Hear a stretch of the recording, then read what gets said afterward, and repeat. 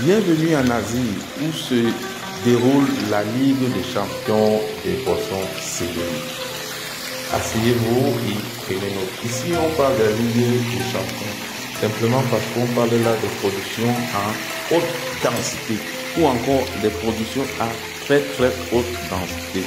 Ici, contrairement à ce qui se passe en Afrique, c'est que quand on décide de se lancer dans une activité, celle-ci est portée par toute une famille. Et ça, c'est ce que j'apprends de ce côté du monde. Donc, ici, on parle là de l'élevage des poissons céleri.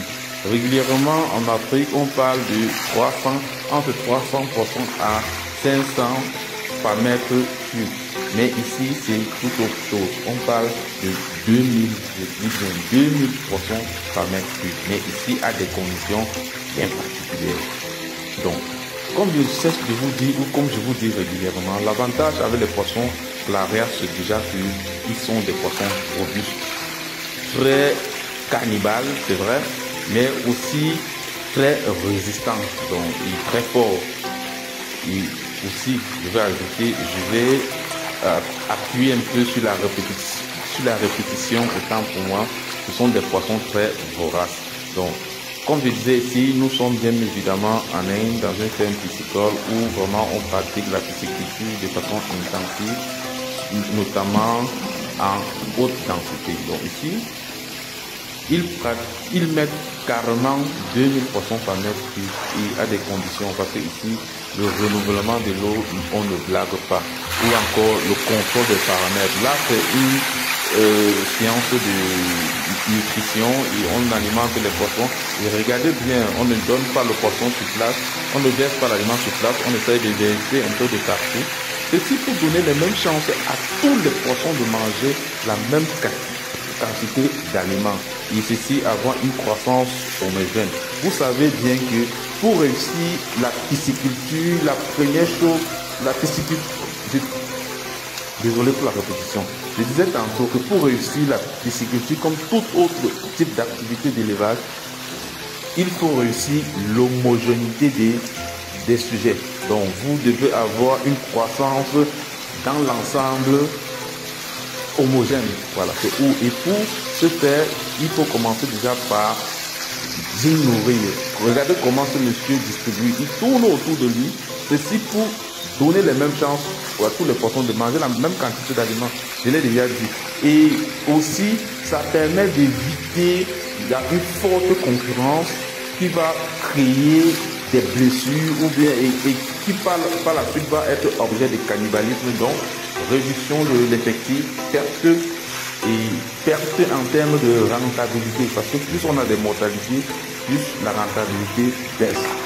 Donc, dans ce sens que le même effort qu'on produit généralement pour élever, disons, 20 000 poissons, c'est carrément pareil que 18 000 poissons. Donc on a vraiment tout intérêt, lorsqu'il s'agit de l'élevage des poissons clarias ou poissons chats ou céleri, de maintenir le plus grand nombre en vie, même lorsqu'on est en haute densité.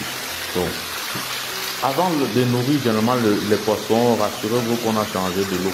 Et généralement, lorsqu'on les nourrit, on doit laisser l'eau couler, surtout en très haute densité. Ça, c'est même le principe de la très haute densité, c'est que régulièrement, ça se produit en système ouvert.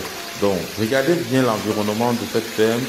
Aucun prédateur n'a accès. Voilà, vous voyez vous-même comment les grillages comment les bacs sont couverts par des grillages, ceci pour éviter les prédateurs. Donc, on parle de prédateurs, on parlera des oiseaux, on parlera des reptiles, et même de l'homme. Voilà, l'homme est un prédateur pour les animaux. Ça fait du bien de nourrir les poissons, ça fait du bien de donner à manger, mais il y a une façon de donner. On ne donne pas l'aliment sur place, on ne verse pas sur place. On donne les mêmes chances à tous les poissons de manger la même quantité d'aliments. Si vous êtes assez attentif, il y a quelque chose qui doit attirer votre attention, c'est l'homogénéité. Vous voyez, les poissons ont presque la même taille. Et pour arriver à ce type de résultat, comme je disais tantôt, il faut bien nourrir. Donc en plus de ça, il faut calibrer. Vous voyez, il y a plusieurs bacs, ce qui permet de faire le calibrage. C'est sa technique de nutrition qui me flatte et c'est ça que je veux que vous compreniez. Donc, arrêtez de vous plaindre régulièrement. Les poissons ne grandissent pas de façon identique, mes poissons ne grandissent pas. Non. Lorsqu'il y a disparité ou bien lorsqu'il y a inégalité en termes de croissance, la faute c'est l'éleveur. Donc chaque éleveur doit apprendre à partir de cette vidéo comment on nourrit les poissons. Et ça relève d'une forte discipline. Vive la pisciculture, voilà, vive la pisciculture à grande échelle. Comme je dis toujours, et comme certaines personnes l'ont dit avant moi, rêvons grand, mais commençons petit. Et inspirons-nous de ce que les meilleurs font. Voilà, c'est ce qui me permet de partager ce type de vidéos avec vous. Parce que parfois, vous avez votre petit bac derrière la maison, vous êtes laxiste, vous êtes indiscipliné, vous êtes démotivé parce que vous n'avez pas une idée claire sur la portée de ce business. Ne sous-estimez jamais une idée parce que de cette idée, beaucoup de vies peuvent changer.